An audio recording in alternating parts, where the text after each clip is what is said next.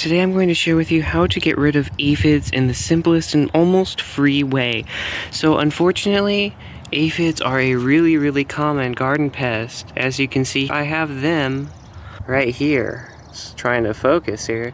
As you can see there, they're covering that leaf there.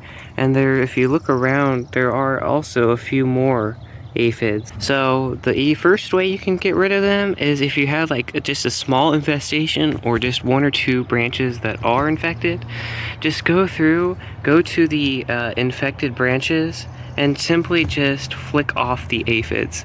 They'll come off generally pretty easy. If not, you can always do what I just accidentally did, is just take off the infected leaf.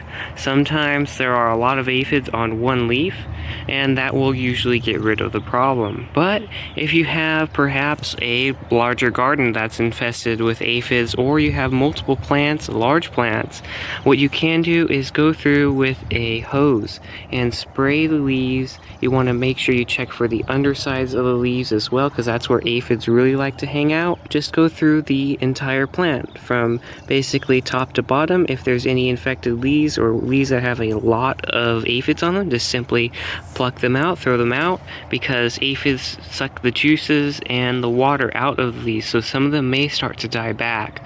But if you have even a larger garden, or you're not able to physically get in there and really help get rid of the aphids, what you can do is take a soapy solution. Just take a little bit of water and about a teaspoon of dish soap, just enough to make a soapy solution, and just spritz it all over your plants.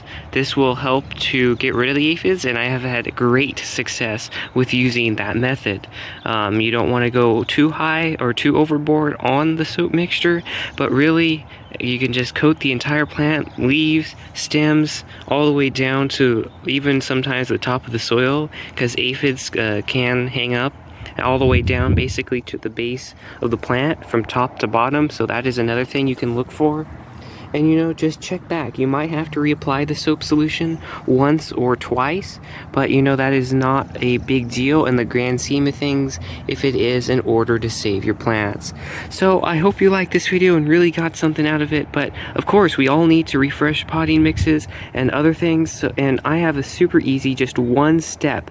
A lot of others have a lot of other floof you can add to it, but instead mine is the ultra easy one-step process, which you can see in this video right now.